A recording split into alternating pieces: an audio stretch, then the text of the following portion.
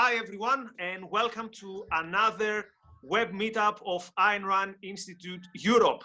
My name is Nikos and I will be your host. And tonight our guest is Don Watkins. And Don is you might have known him throughout the years on various different ways. So he has been an author, he has been part of various projects around communicating and promoting good ideas.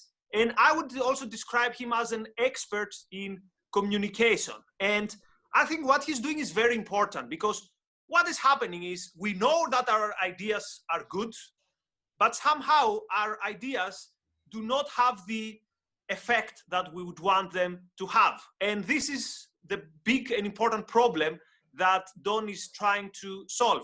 So we will follow the usual format. So there's going to be a very short introduction by Don, and then I'm going to be asking him questions.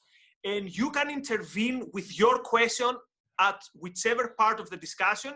Just please make sure that it is related to the thing we discuss. Otherwise, you can wait for, let's say, the official Q&A at the end. So, Don, thank you so much for being with us tonight. And why don't you tell us also some things about yourself? And by the way, I will put on the comment Don's website, which I encourage everyone to check. Don.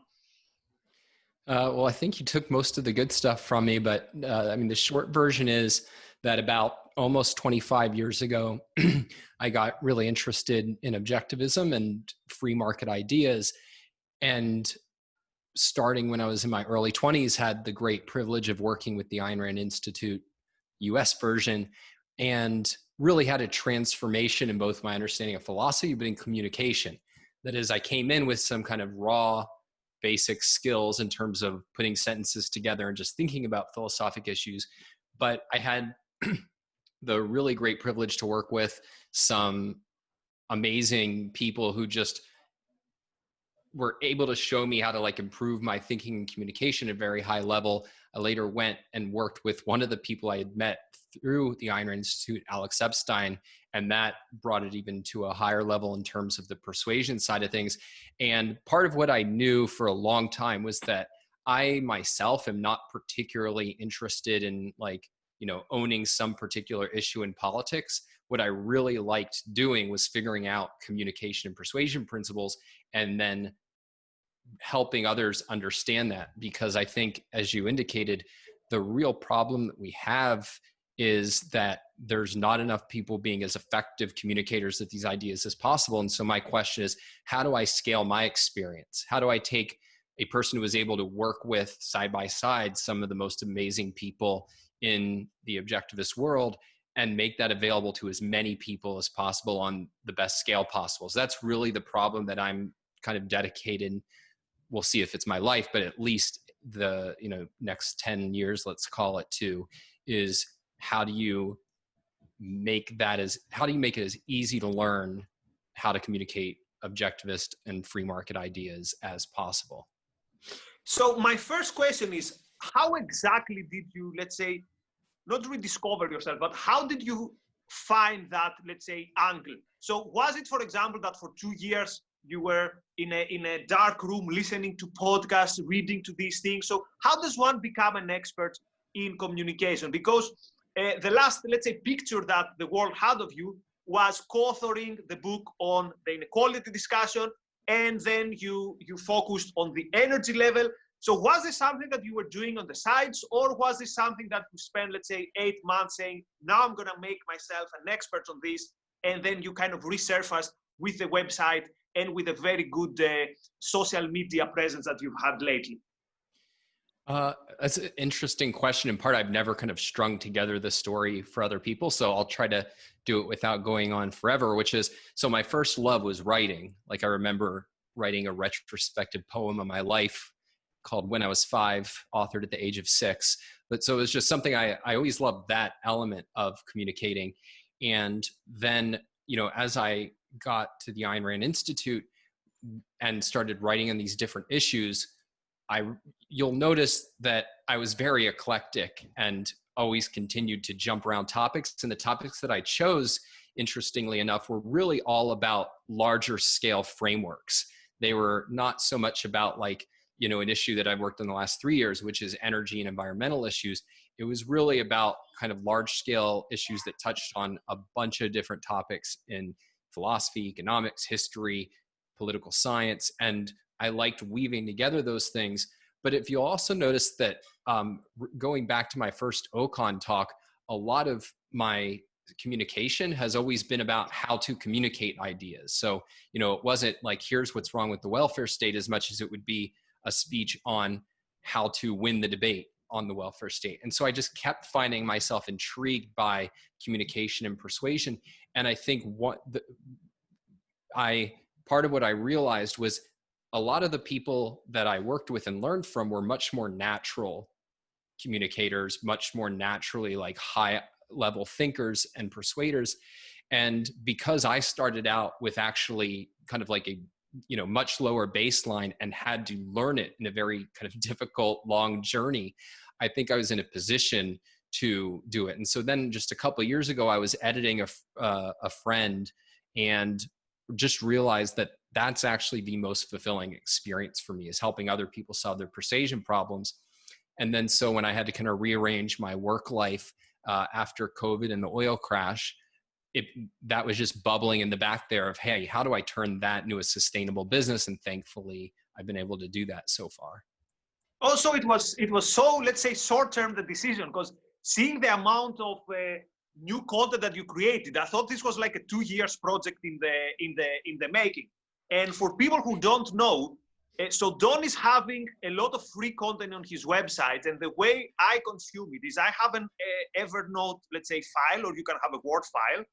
And for every short video or for every program, I keep notes, because there's so much useful information there that it's very easy to kind of get lost with all that stuff. So I encourage people to consume this information in an organized way, because there's a lot of important stuff there. Well, so if you're smart, you'll keep those notes up to date and then sell them to me at an insanely high cost after a year when I don't know what I put out. Well, let's see what happens with that. So the first issue I want to discuss with you, which is the most important, but also for me the most difficult to understand how it applies to the field of promoting ideas, is the issue of motivation. And you mentioned quite often in your newsletter and in your videos that to create motivation, you have to raise a question in the reader's minds, and then the reader wants desperately somehow to answer this question, and you will be the one who will answer this question. Or as you put it, and I'll read a small quote, either you convince dissatisfied people that you can help them get their desired state, or you make them dissatisfied with their current state and then help them get to their desired state. Now, I can very easily understand how this would work with someone, for example, who is shy with women. So, for example, we see the dating advice is a huge industry. Or we see someone, for example, who is teaching self-defense. So you feel a bit not self-confident, you don't feel very brave. So this is a very obvious problem, and someone gives you the solution. You learn how to fight, or you learn how to approach people and get the social skills. But if, let's say, my niece is, I'm going to help you understand the culture wars, or I'm going to help you understand why politics is all over the place.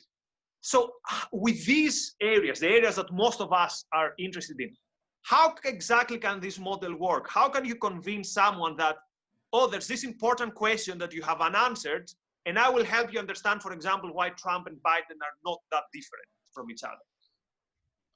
I mean, it's an art to execute, but the basic issue comes down to this. Think of something like fiction, right? You start reading a story, and a guy gets out of bed and his feet touch the floor, and he stretches and holds his hand to his back and he winces, and we hear somebody come up the stairs and a look of horror crosses his face. Like that has no practical value to you, but assuming that I didn't completely botch it, there's at least a question in your mind of what's going to happen. Where's this going? And the point about motivation is that we are very much driven by the sense of a discomfort for not having a question answered once it occurs in our minds. And so if you can raise a question that's interesting, that the audience will want answered, which is not as hard as it would think. Think of like, you won't believe what Kylie Jenner just said. Like, this literally has no practical value, not even something like, a novel, which I think, has the potential to be life-changing, or at least give me, a week of pleasure as I kind of, dive through it. This is something has literally no value, and yet will get 1 million clicks because I'm intrigued. I'm curious, and you've created curiosity for me. So it's just recognizing that you can raise, anytime you raise a question, and that doesn't just mean state a question, but actually create a gap in the reader's mind between what he knows and what he wants to know, then you have an opportunity to get people to engage with your material. Right. So it doesn't have to be a question or a problem that is, let's say, an existential problem in their life. So for example, I can't get a date. It can be something that I help them understand the world. So, let's put it very simply. A show which is doing very well is, let's say, Ben Shapiro's Daily Wire show. What question is it answering in his audience, and why is he so successful? Oh, well, that's so first of all, one thing that inherently opens an open question for a lot of people is what's going on in the world. So news, in a sense, doesn't have to create motivation, although they nowadays try to get headlines that will grab your attention enough that you'll click. But you have this open question of what's going on in the world and what are people saying about it. And then with somebody like Shapiro, people who listen to him and say, I want to know what the best conservative take is on what's going on in the world right now. And that's what I expect to get from him. And so you can learn a lot about communication by somebody who's successful at doing that, but you have to remember, this is something I always stress. One thing that makes learning persuasion hard is that most people are not engaged in persuasion. I don't think Ben Shapiro is trying to persuade. What he's trying to do is raise his status within the conservative movement.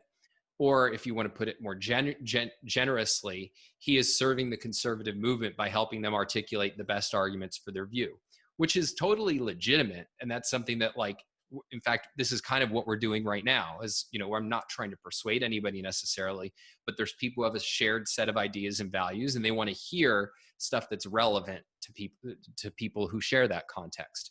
But I think the very precisely because you see it so tied to the news cycle, that's a lot of the kind of inbuilt motivation that a person like Shapiro can rely on.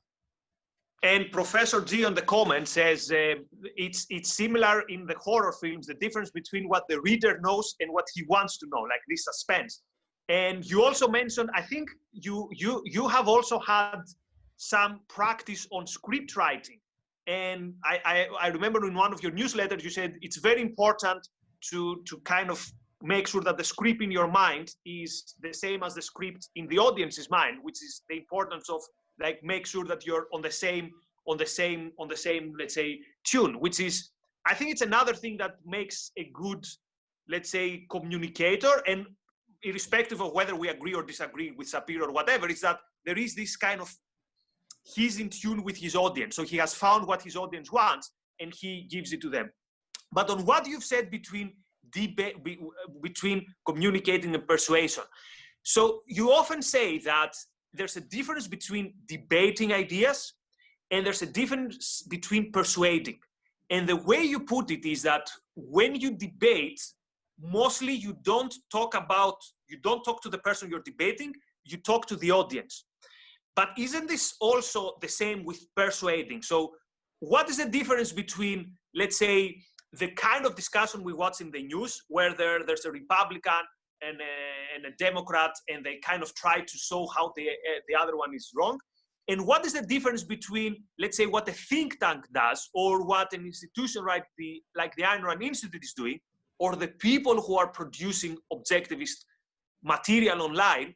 What is the difference between what they are trying to do? I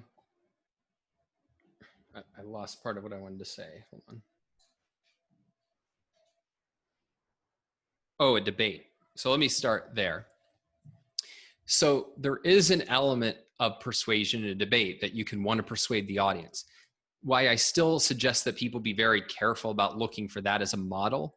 A lot of the dynamic in a debate is you are in effect it's easier to win points in many ways by persuasion via manipulation. And the way that this usually works is, how do I dunk on my opponent? So if I can make them look bad, if I can catch them in a personal contradiction, Shapiro is very big on this. Like, hey, you said this about a Democrat or a Republican, and now about a Democrat does it, and you don't care. And you get a lot of mileage out that in the debate. And one reason that a person like Shapiro, or pick it, Ezra Klein from the left, can get a lot of mileage with this sort of thing is that they are not engaged in fundamental persuasion because they don't need to be. They basically represent the views of a major portion of Americans. And really what they just need to do is feed that kind of tribal system. And then maybe worry about, hey, can we push 5% more of the vote, right? And then we get the results that we want. Whereas and this is like people who specialize in polls and focus groups. They're always studying, how do we get those people who seem to be at the margin, the quote persuadables, and get a few more percent of them? Because if the country's roughly evenly divided, then we win. What objectivists are trying to do more than anybody else, but it applies to anybody who's for free markets in a serious way, is we're engaged in fundamental persuasion that is trying to change deep ideas and values that don't yet have a constituency. So it's a different game. And if we went up there and just kind of won over the audience, first of all, really unlikely unless we just pack the audience with people predisposed to our views, which sometimes happens. But it's certainly not going to achieve what we want to achieve, which is genuinely changing hearts and minds for a lot of people. There can be reasons to do debates, and it can aid in your long-term persuasion mission. A lot of why Alex has been successful, Alex Epstein at the Center for Industrial Progress, with whom I work, has been so successful is because he did these high-profile debates that both showed he was really a commanding presence and just got attention because it was associated with, the leaders of the environmental movement. So I'm not saying don't do them. I'm just saying always be aware of what you're doing when you're doing it. Oh, and then if you contrast that to, this is why I wouldn't put ARI in with think tanks. Think tanks are in effect supplying intellectual scholarly coverage to help move mainstream legislation a little bit in their direction. And sometimes they're creating that legislation.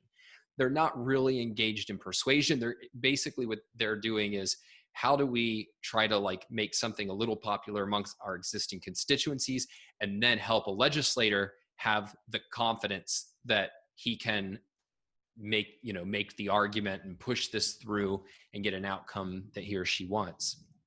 So that's very different for what I think ARI is, which is it's an educational organization.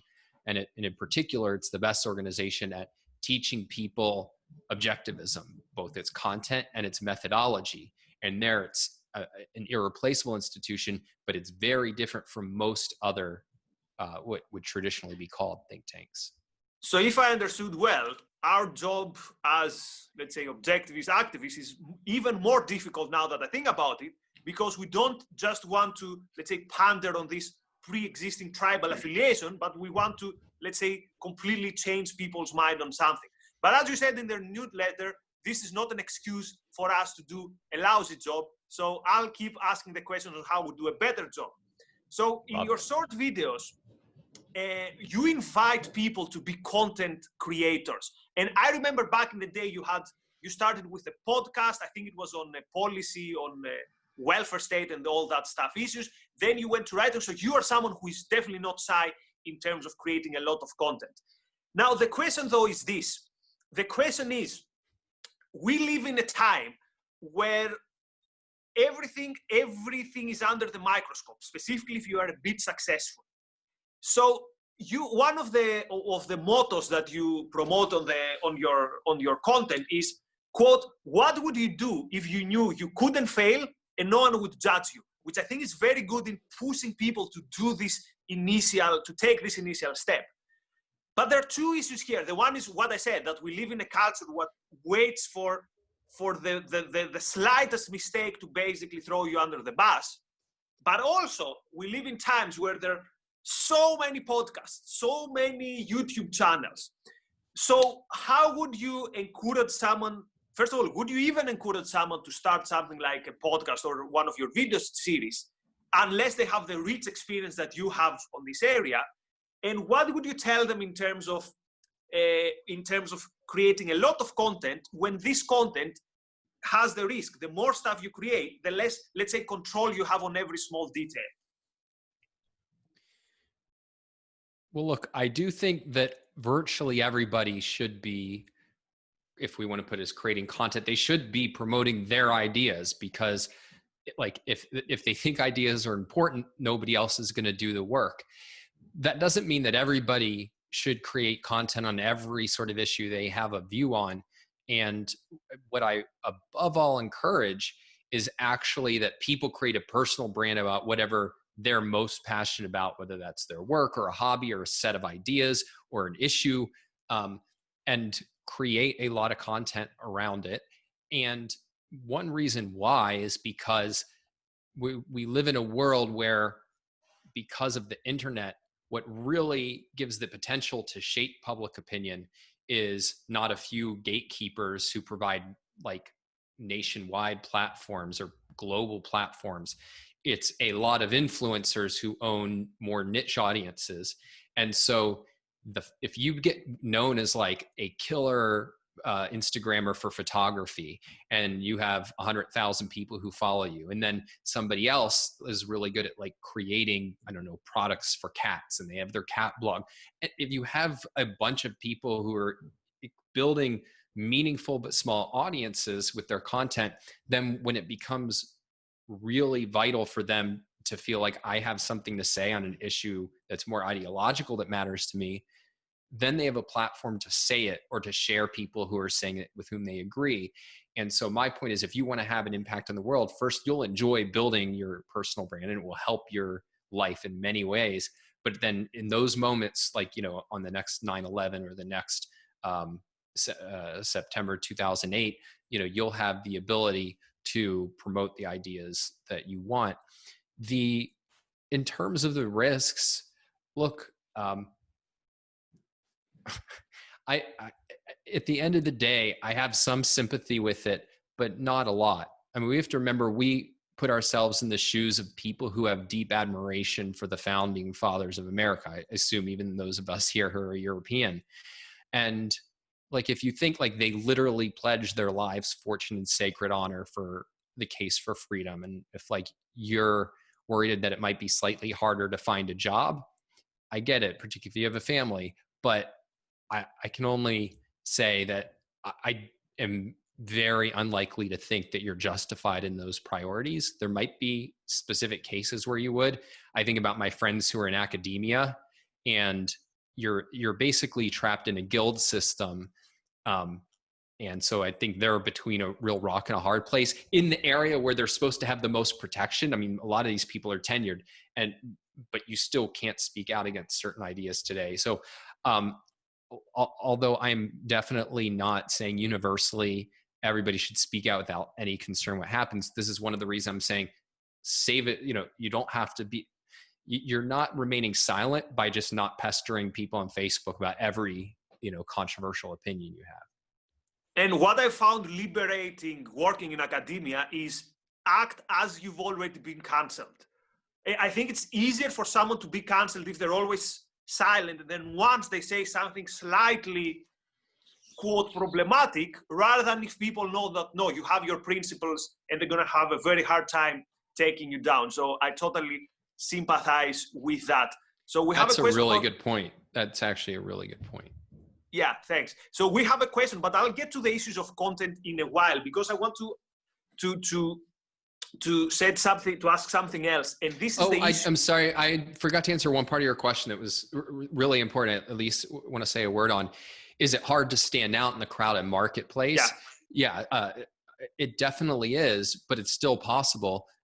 Like, you have to be better, and it can take a while to get noticed. But like, there are new podcasts and new YouTubers every year who are gaining a significant audience, and a lot of it is, this is why it is worthwhile thinking about, all right, is there a unique slice on what I have to say? So if I'm going to do, like, the 400th Cato blog, or podcast or something, okay, might be harder unless I'm really, really, really good.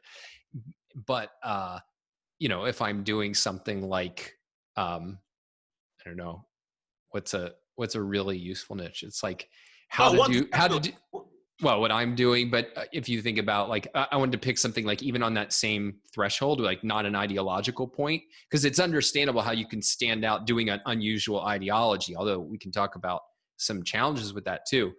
But like, if you did, Cato for people who live in the Midwest, where they don't, there's not like a health food store in every other block, like that could be really valuable and would cut through the noise, because there'd be a few million people go, that's super relevant for me.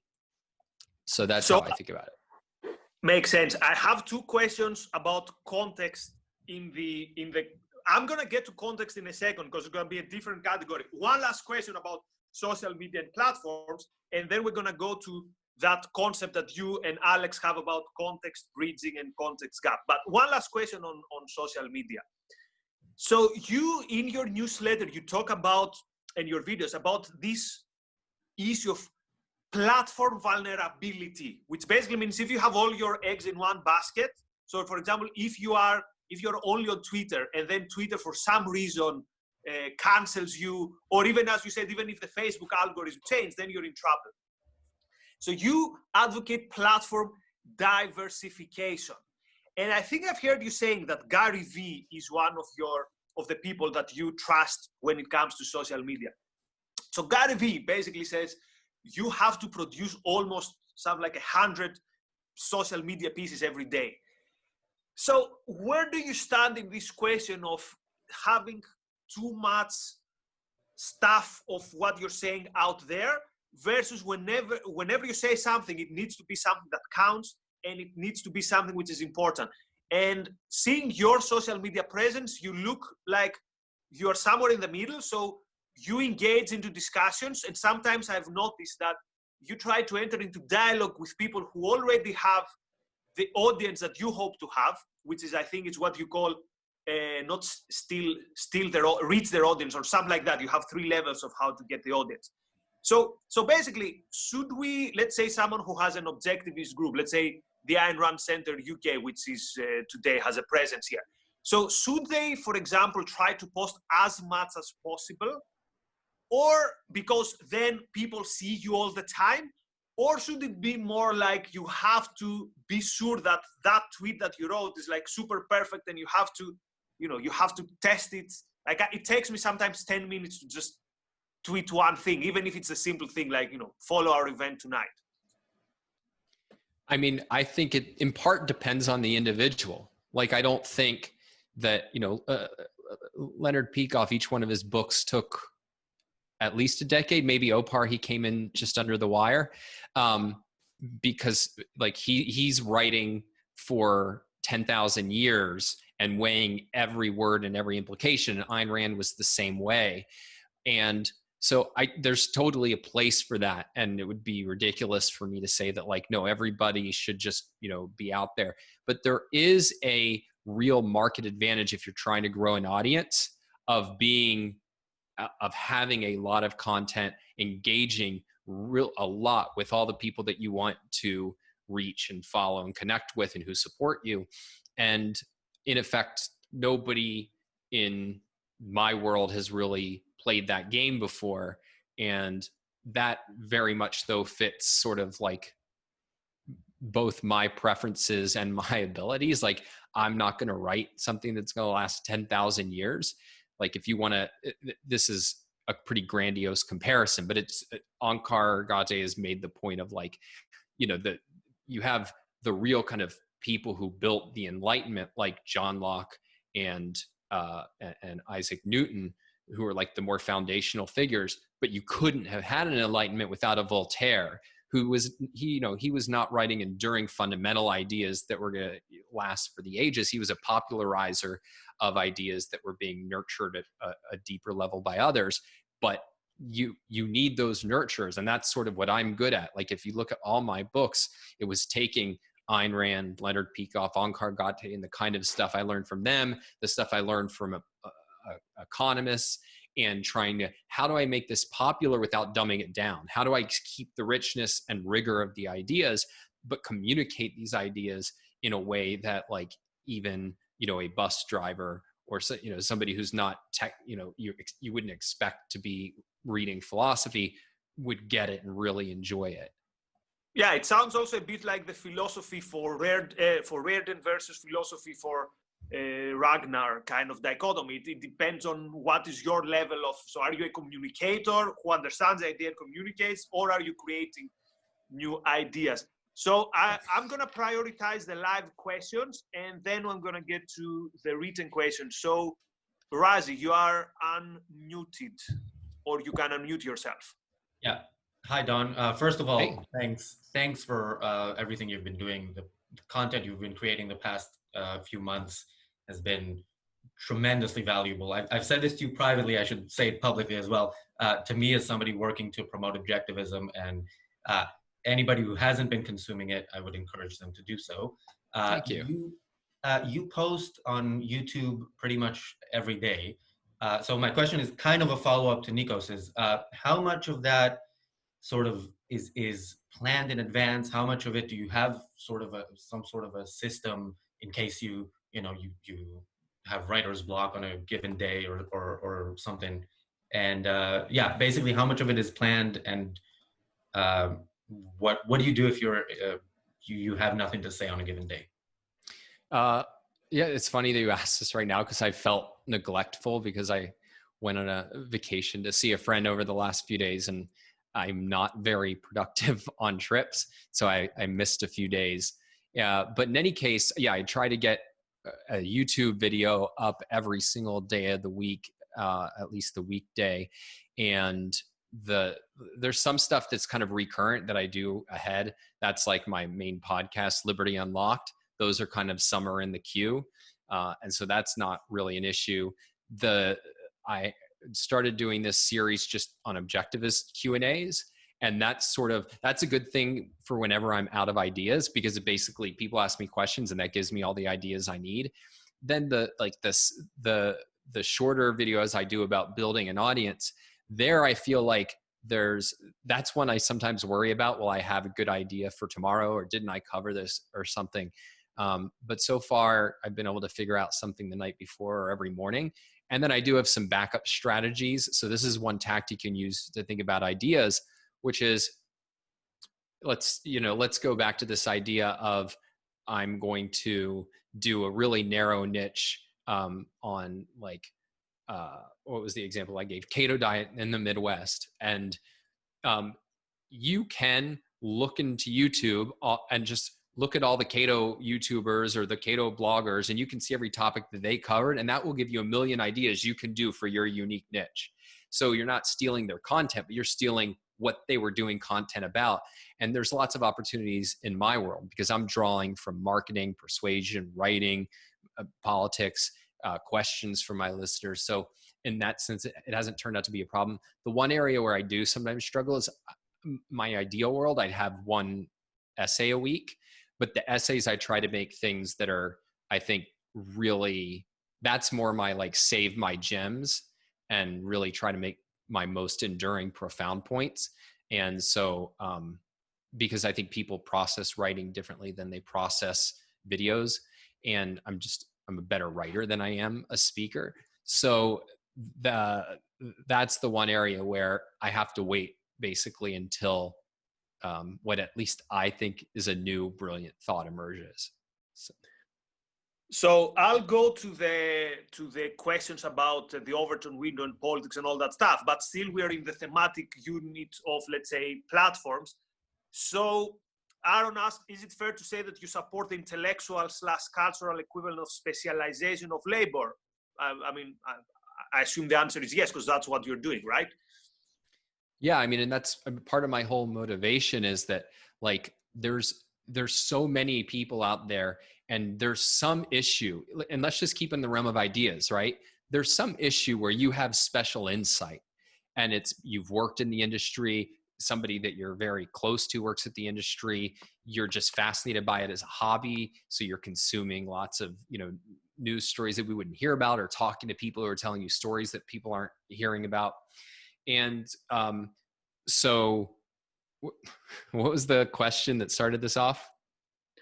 The division of labor. Oh, yeah, the division of labor. Thank you. And so like this gives you the ability to offer new valuable content in a way that like that gives you a competitive advantage.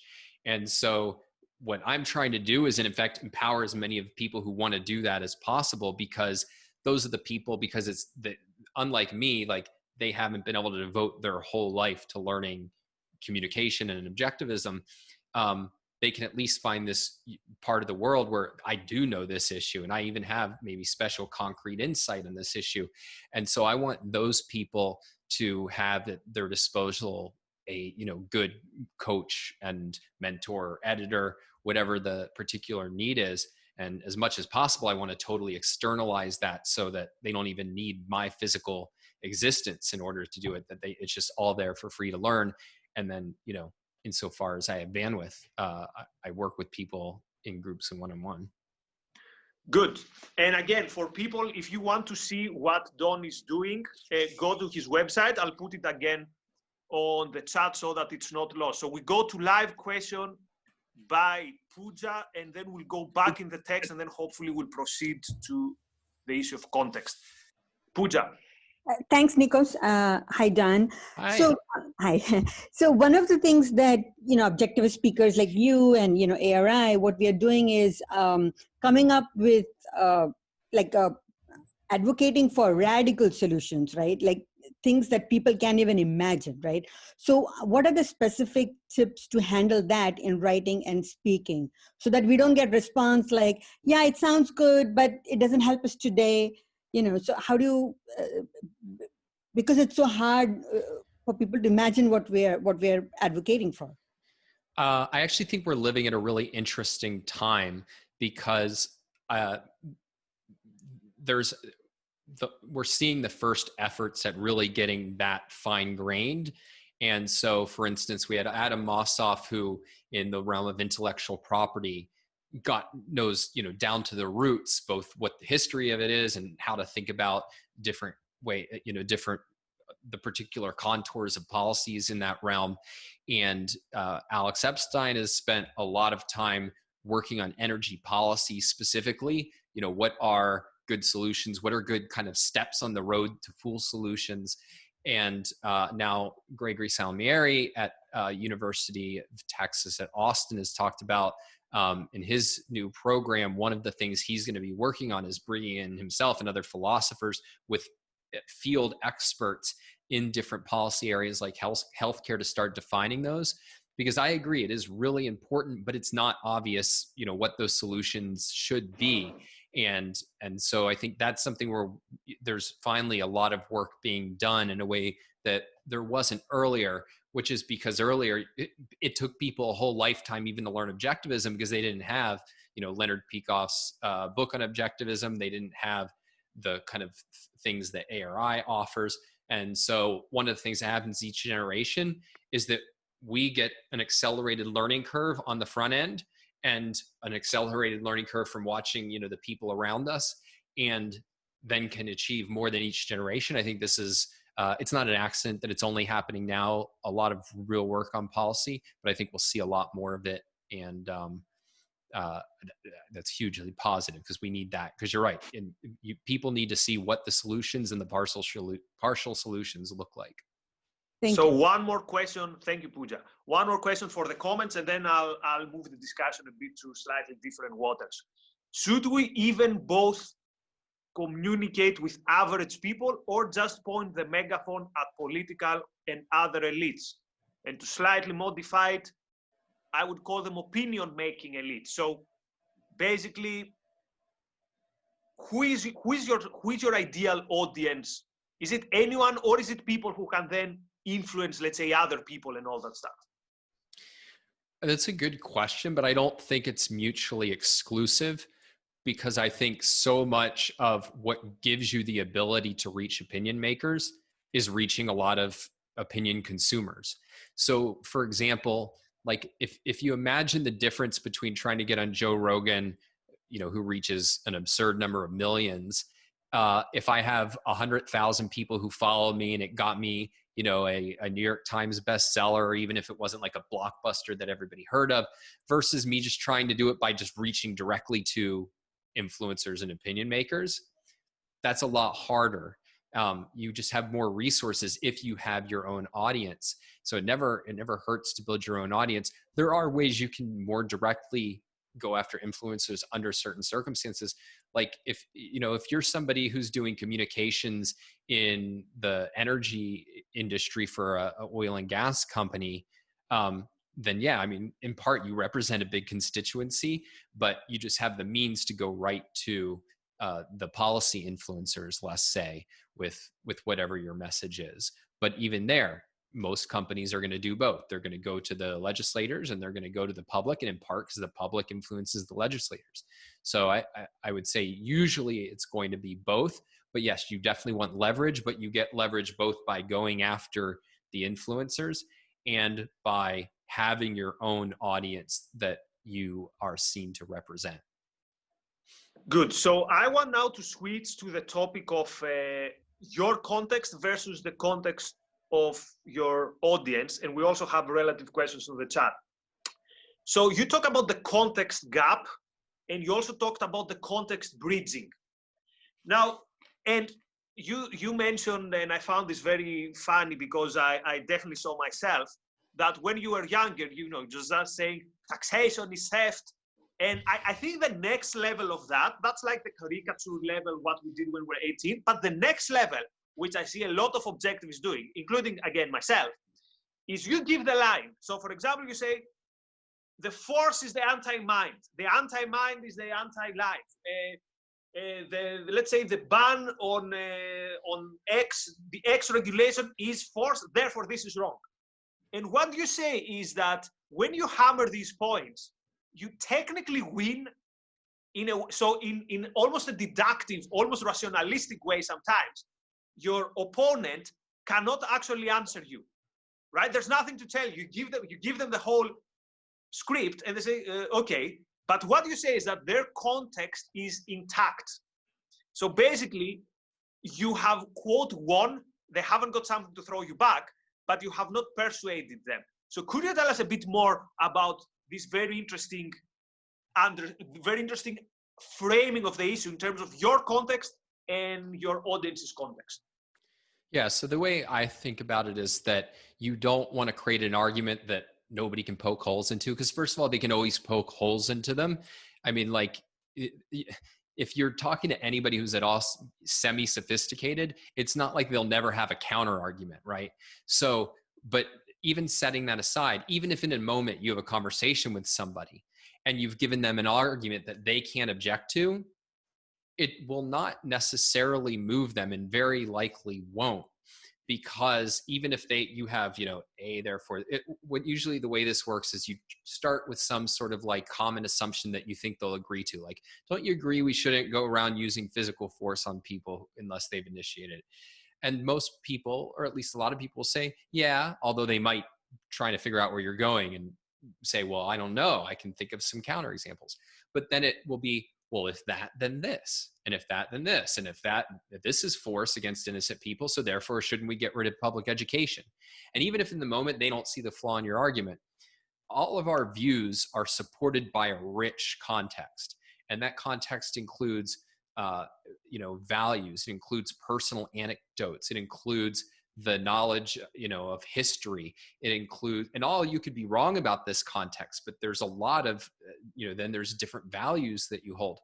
All of this is conditioning your views on something like social security or something like government education.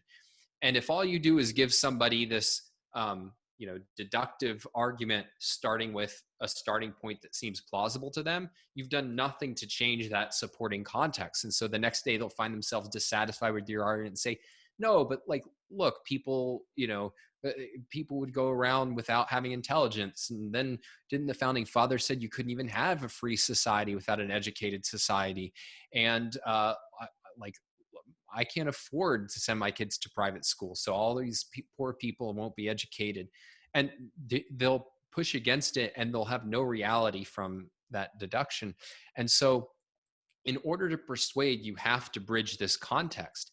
And the context is everything that they believe that supports their position, both the stuff that's true and that you could build on, the stuff that's false and you have to contradict, and then the stuff that's just missing, like, their view, people's views on fossil fuels. A lot of it is that they don't even know really what fossil fuels are. They don't know the difference between energy and electricity. Like there's all these little small things that you just need to fill in gaps.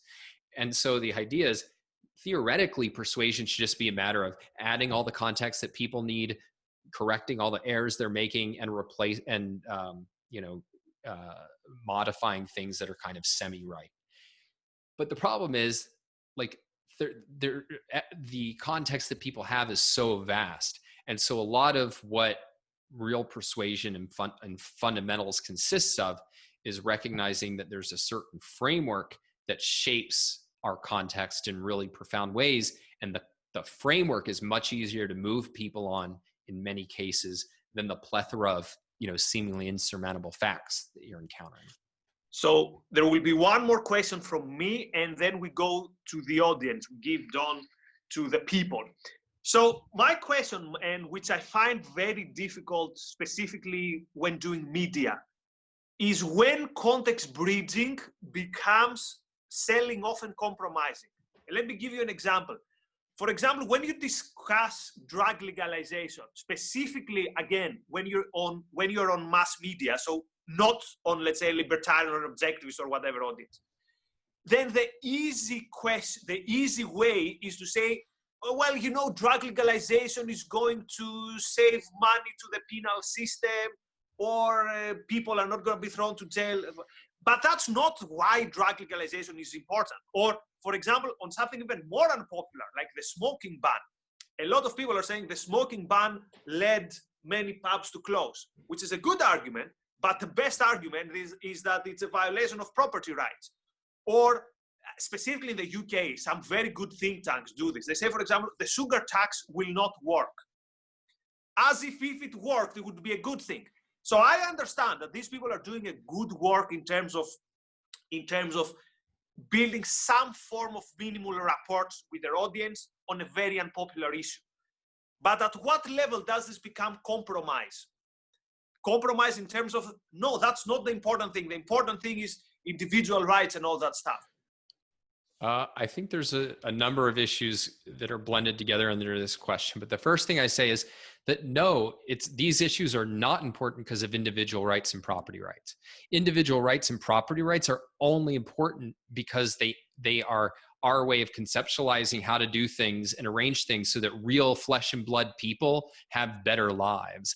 Like that, they're crucial. But I think there's this real temptation, and I've certainly have it myself, of thinking the really important thing to be talking about is the smoking ban is bad because of individual rights. No, the individual rights are good precisely because they prevent things like smoking bans, and they prevent things like eminent domain, and they prevent all of these specific concrete things that can harm or help people. That's the only reason abstractions matter at all. That's a very important point. But then there's an issue of you should never. So part of my approach to persuasion, I think of as authentic persuasion. That is, the way to think about persuasion is not how do I convince somebody else? It's how do I share what convinced me in a way that encourages them to go on the same journey. And so in order for that to work, you have to have very high standards for what persuade yourself.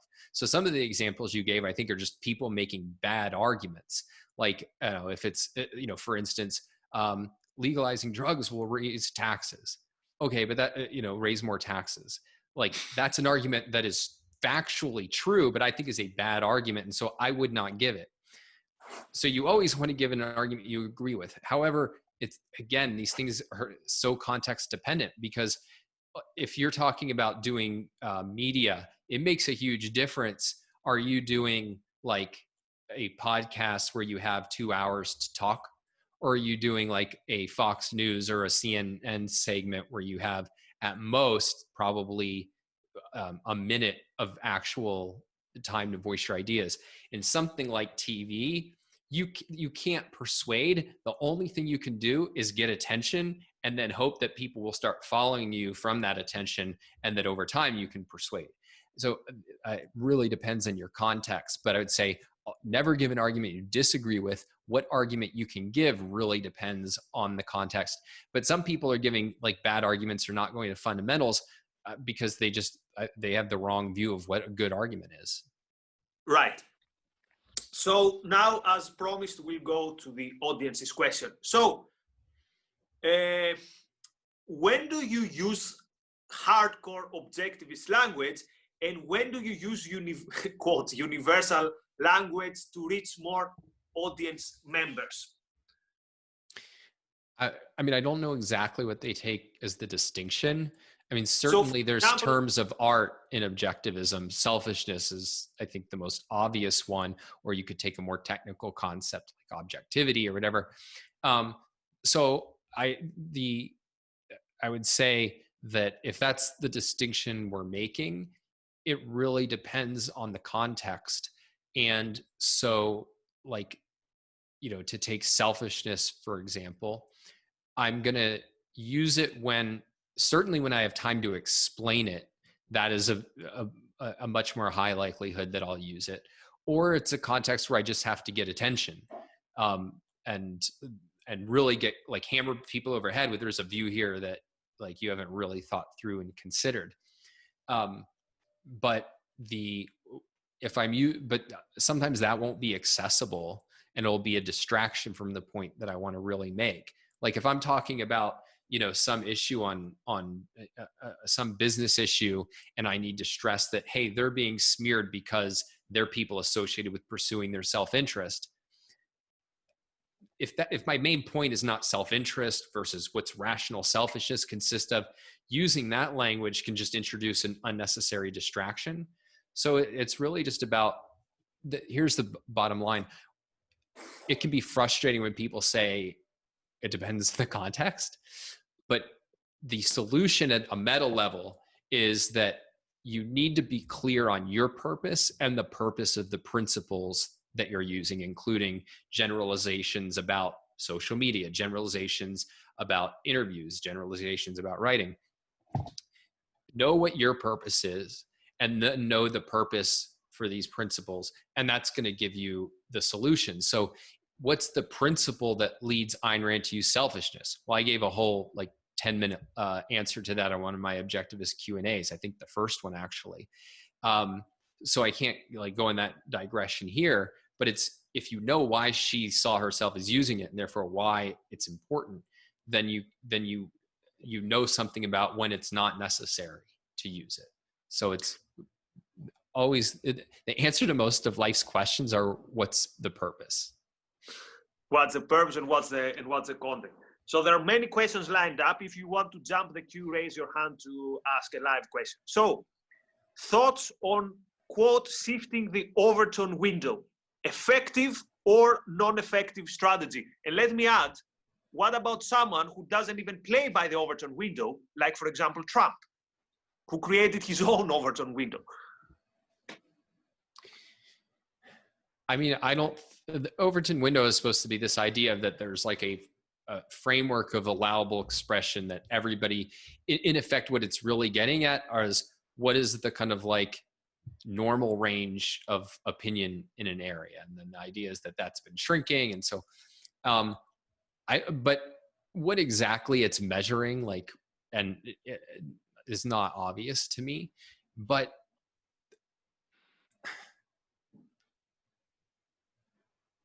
it is definitely true that certain ideas are getting dogmatized, and that when people breach dogmas, they are cast out of the tribe, and we live in a very tribal age. And if you've said that, if you've either challenged or accidentally sinned against the tribe's dogmas, the kind of default now is let's cast you out. And that, I think, is a really worrying phenomenon. But I don't think the solution is to think about the Overton window and allowable opinion. I mean, my view goes back to more fundamental issues in persuasion, which is you think about what's the right way to think about this issue, what makes you, what led you to the conclusion that this is the right conclusion, and then you say it as clearly and persuasively as you can. And so, in that sense, I think Trump is more in line with what I'm talking about, but only in this sense, which is part of what he did that made him prominent was nothing could stick to him, in part because he was just willing to like blindly lie and change his mind from one minute to another. But the other reason is that he would change the framework of the debate, right? Like we thought that the 2016 election was going to be about inequality. And I definitely thought that, because that was part of the whole motivation for writing my book. I said, they're going to make this the issue. And then but he just reframed the whole question as America decline versus American greatness. And it makes it very hard then for the opponents to adjust. And so that's sorry this is live, because anytime I'm even making a half complimentary comment towards Trump and saying that we have anything in common, it just feels like pins under my nails. What I'm trying to get at, though, is that instead of thinking about the Overton window and should I be inside or outside it, what you do is think about how do I need to frame the issue to make it clear and objective, both in my mind and then to those people I'm trying to persuade what the truth is here and what the alternatives are. Thank you. So as I promised, we'll focus on live questions. Oh, I was about to unmute Madison and Madison disappeared. Madison, do you still? Yeah, he still wants to. Actually, Madison, unmute yourself so that we don't confuse each other. Okay. Yeah. All right. We can hear you. So this is the first time I've kind of heard of Don Watkins and how he persuades people, or you. I don't know whether to talk in third person or not, but whatever you're comfortable with, it's totally cool. Okay. What I'm a bit unclear on is what determines a good argument from a bad one, and when you're just thinking on how you persuade yourself, do you pick out certain principles of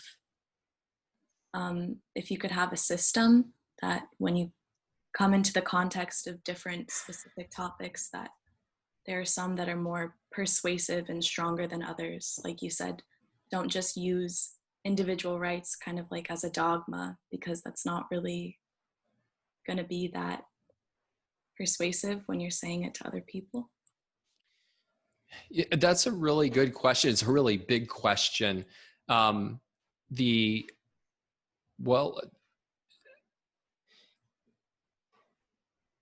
So there's certain things that you have to be clear on in order to be clear about an issue. So first of all, you have to be clear on what is the even question we're trying to answer in this realm. And a lot of that, particularly if we're talking about more policy issues, are what are the policy alternatives on the table to solve a given problem or achieve a different goal? And then essentially what you just want to figure out is like, for which do the positives outweigh the negatives? But that presupposes knowing what principle are we using to evaluate what counts as positive and negatives in a certain area. So I'll give you the example of energy, because this is the one that's been most developed. It's the one where I really learned a lot of this. And it's the one where there's a whole book that you can just read, which is The Moral Case for Fossil Fuels by Alex Epstein. What he does is said, like, look, there's this whole debate about energy, and there's people who want to eliminate fossil fuel use. And so the policy alternatives on the table are, should we be using more fossil fuels, less, totally getting rid of them? And then it's, well, we need a framework for thinking about this issue. And so my framework is that we have to be even-handed in looking at all the alternatives, right? So we can't just look at some energy sources like fossil fuels and say, oh, they have side effects, and ignore the side effects of wind and solar. We have to be even-handed. we need to be really precise. So we can't just say scientists agree that climate change is real. Which scientists, for what reasons, agree on exactly what the question is? Is it that the climate is warming, that it's going to be catastrophic, that the only way to avoid it is by getting off of fossil fuels? Like we need to be very precise about our statements and questions and how we measure things. And then we need to be clear on our goal. What is the goal we're using to evaluate those alternatives even-handedly and precisely? And Alex names as his goal human flourishing, and says that my goal is to figure out what will be the best choice for human life overall, looking at all the positives and the negatives. My goal is not to minimize human impact on nature, which would be catastrophic for human beings. And that, unfortunately, is what we see from the green goal. So it's that being clear in the question, being clear in your goal, and then having a method for evaluating the alternatives on the table, that really is what you're looking for when you're trying to come up with an argument. But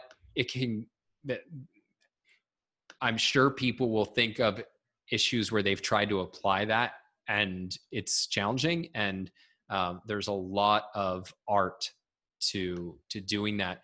But what will be really helpful is you find a few issues where you feel really clear about something, and then that'll give you a very sharp antenna for whether you're clear or convinced in other realms. Okay. So, thank you, Madison. Have you got a follow-up or something? Just an additional question. Do you have to think about when you are persuading someone? Is it more in the context of a conversation, or can it be in an essay, or is persuading somebody not really going to be that beneficial if you're just making, let's say, a post on your Instagram story? I guess you can't really bring in all of those aspects. Well, right. But so this is why there's kind of universal principles of persuasion, and then the application changes, because a lot of it is, what can I persuade about a person about here? So for example, if I'm going to write an opinion piece in the Wall Street Journal, all right, I have about 500 to 800 words. What can I actually achieve realistically? I can't persuade them of like capitalism. I can't even persuade them that like fossil fuel use is good. What I can persuade them perhaps is something like that this is not a cut and dry case the way you might have been taught to believe, right? I can poke some major holes in and show some major gaps in the mainstream debate that will make them go, oh, maybe this issue deserves more thought. If it's an Instagram post, a lot, it can just be letting them know that somebody that like they think is normal and interesting holds an idea that is outside the mainstream, right? Like if somebody sees somebody that they respect or think is a decent person who's saying, you know, I don't think that the government should be in the business of running schools, that alone can be, you know, a valuable act of persuasion. Most of the people I've talked to on my podcast, Liberty Unlocked, where we examine why people come to the views that they do, it is super common that just somebody in their lives who they have respect for is the first person to really articulate an alternative for them. And that intrigues them and gives them permission to look into it. So that can be huge, even though it can seem small. Yeah, I see that. Thank you. So let me move to another question. It's not entirely on communication, but whatever. It's an interesting one. Is there a place for objectivists in present-day politics? If so, should they pursue running a party with a pure objectivist platform?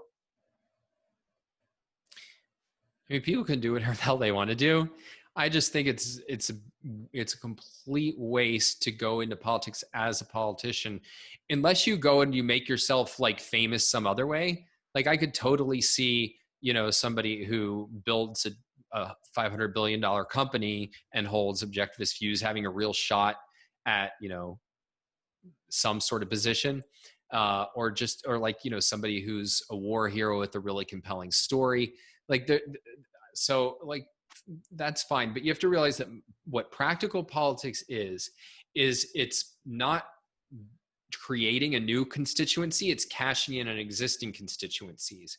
So what will inevitably happen is that you'll find there's not a constituency for your views, and it'll make it really hard. You'll also realize that even if you can assemble sort of a constituency, that you will feel tugging forces against you at every step asking you to compromise that. So it's like, hey, I can fund your campaign. Just don't, go so hard on AOC next time, because she's one of my, she was my favorite bartender or something like that. And when it comes to policies, you'll realize that your best case scenario is to win a policy that you think is like 25% of the ideal policy. Like, that's best case. Like, I just think that if you're concerned with freedom, and you're articulate enough that you could win in politics, you could be way more impactful by just shaping public opinion through other means. So we have one more question, and then I'll ask the closing Nico's weird question, unless people have more questions. So Bob asks, who are you trying to persuade, and why those people?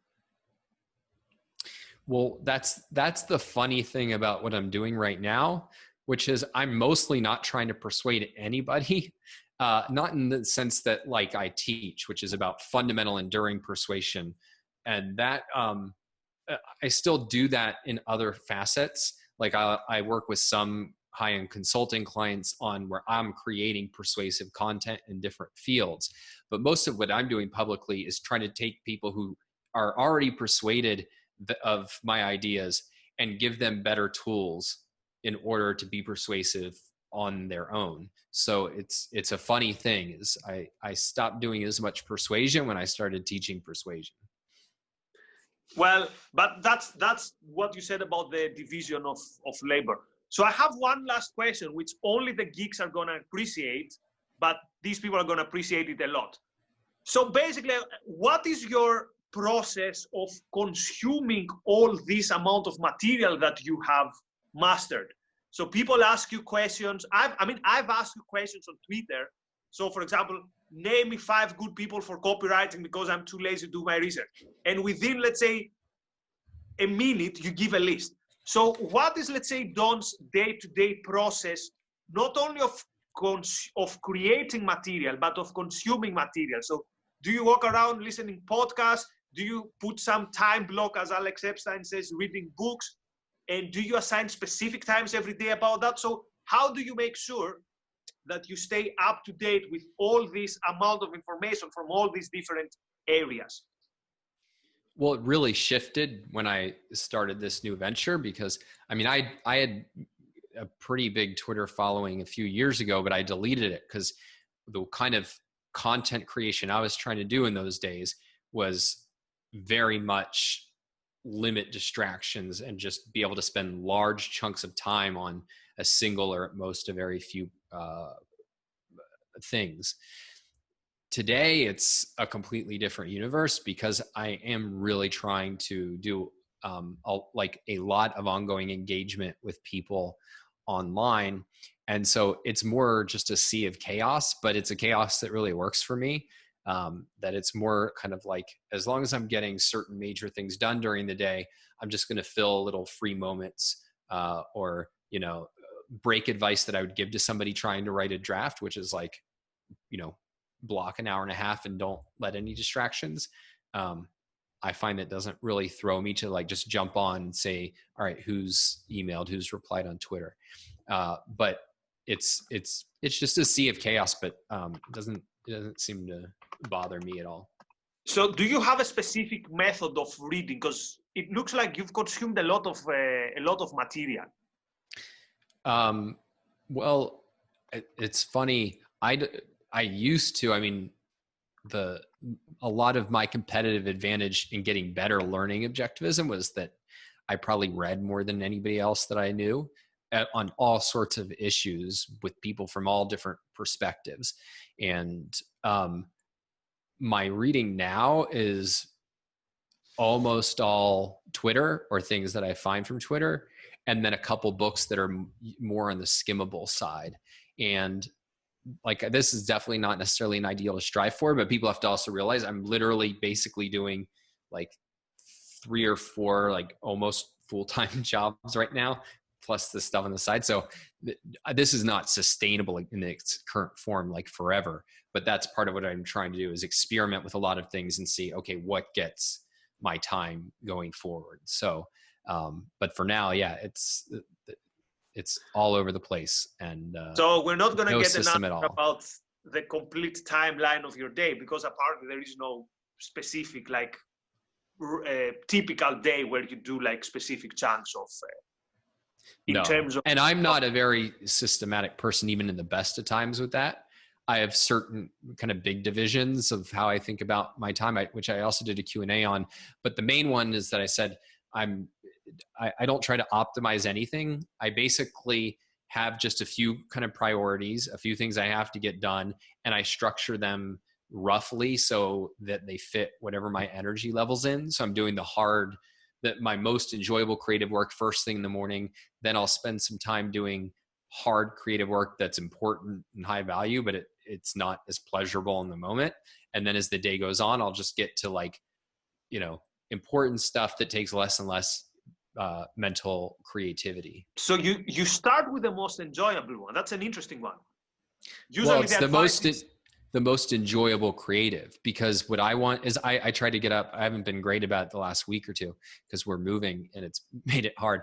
But in general, I try to get up around 4:30, and the only way that works for me is by having something I'm really excited about, and I would not be able to get out of bed and thus use my peak creativity hours, which are in the morning, well, if it was getting up in order to jump right into something that was creative and really hard. So waking up at 4:30, what time do you go to bed then? Between 8 and 9. So all right. Turning it off early. Good. Yeah, I like the Jocko Willing 4:30 in the morning kind of thing, but it doesn't work for me because anyway. So Bob, feel free to ask your question and unmute yourself and ask your question. Yeah, Don, you sort of avoided the principle that I was trying to get at before with the question of who are you trying to persuade? So let me ask, who do you recommend others try to persuade? Oh, got it. Yeah, that was not a purposeful evasion. I know. I'm sure I'll admit it whenever I do resort to one, which is a nice paradox. I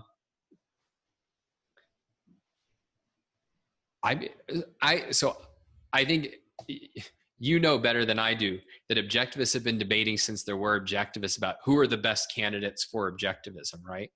Yeah. And that we're not unique. Every subculture is always asking like, who are the best candidates? And I have a firm belief that is not a good question. And in part, it's because I think people have come from every sort of background imaginable. And because people's contributions were not very predictable. Like it's not, all the people who started out on the left became, the highest level objectivist thinkers. All the people who started out, being on the right were kind of losers and weirdos. So unfortunately, there's no breakdown in that way. But I mean, the way that I think about it is much more, what are you interested in, passion at talking about? And then you want to talk to people who you think have a decently motivated interest in that area. You'll reach a lot of people that don't even fit that vision. You really, the thing in the end is, unless we're talking about more one-on-one conversation or very targeted funding groups or whatever, we really don't have that much control over who we do reach. So you try to reach who you can reach about the things you want to talk to. The only thing that I've seen that's predictive of objectivism on any scale, and this has never been scientifically measured, is INTJs. We have a bizarre high of the people on the INTJ personality test. INTJ? Yeah. For those who don't know? I don't remember the details, but each letter stands for an alternative of way of some kind of personality trait in the Jungian approach. Oh, Yeah. Right. Yeah, apparently many people know about it. Okay, so since there is no other question, let me start the outro by saying one thing that keeps coming back to my mind when I think about Don's work. So if you follow basketball, one of the biggest changes in the game was the introduction of advanced statistics. And you see, for example, teams like Houston Rockets who completely changed their game by mostly shooting 3 points because of a new way of watching the game. And this was revolutionary. The guy who introduced it, Daryl Morey, he's, in my opinion, he's like a genius in sports, a bit like the film Moneyball. In a way, I think that's what Don is doing in the liberty movement. So he's finding a new way to see the game, so to speak. And let's hope that he's going to have the same effect to the liberty movement that this new way of seeing things had in Houston Rockets, which made them an almost championship team, but let's hope completely championship team. So before I give the last word to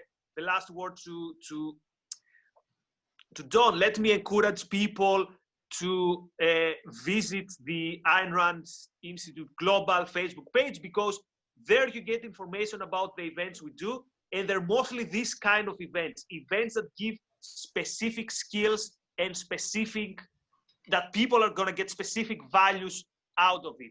And also, since all this is done under the auspices and under the moral, but also the material sanction of the Ayn Rand Institute, and because the material sanction costs money, I would encourage people to consider becoming a member of ARI and contributing to the good work it is doing.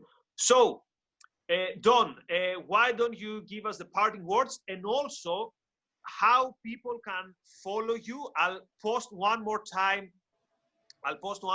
your link to your link on the chat, but tell us a bit more about how people can follow your work, and also maybe what are you working on, or what are your current plans, or what else do you want people to know about you? Yeah, thanks for that. And I would say that the best way to follow me is go to donswriting.com and sign up for the newsletter. You get kind of introduction to how I think about persuasion. It's a week-long series of emails people have really liked. And there you'll be able to get all the other stuff that I'm doing. The two main places that I'm doing work outside the website is mainly going to be Twitter at Don's Writing, and on YouTube, youtube.com/Don Watkins Live. So those are sort of like the main places to go. I mean, the only thing I would say at the end is, like, you got a lot of advice. If you haven't followed my work a lot, it probably was overwhelming. The newsletter will introduce you, I think, in a more digestible way. But the thing I really want to stress is that whatever you do in the communication and persuasion realm, like, do it really selfishly. So if, like, you look at this and you go, man, I can't produce content every day, well, then don't. Like, this is just how I'm thinking about it. And part of what I want to encourage is experimentation, but that experimentation should always come from a very selfish place. And so, like, take advice that you think is useful, but don't let anything stop you from creating because you don't think you're doing it the right way.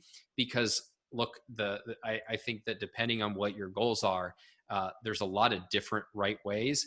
And I would hate to see any advice coming from me that prevented you from just killing it in the kind of world that you wanted to build. So yeah, go out there, enjoy it. It should be really fun. I mean, why spend time talking about anything if it's not fun? So thanks, everybody. Some really great questions. I'm probably going to watch this and have to do follow-ups on some of them.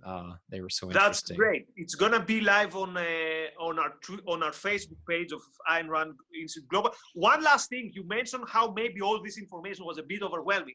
The good thing is, the moment you sign up to Don's newsletter, you're gonna get something like 5 or 6 one email every day for new subscribers, where he breaks down what is the most important information you need about communications, things like motivation, the role of emotions and all that stuff. So all this is a lot, but the moment you sign up to this newsletter, you're gonna get like 5 emails that break this down, and then it will be much easier to follow Don's work. So Don, thanks so much, A, for the work you're doing, B, for joining us. Hopefully we're going to see you in a future event. And many thanks to everyone. Thanks for supporting and being part of these meetups. As Don said, very good questions, and see you in a future event. Bye, everyone. Bye, thanks. Thank you.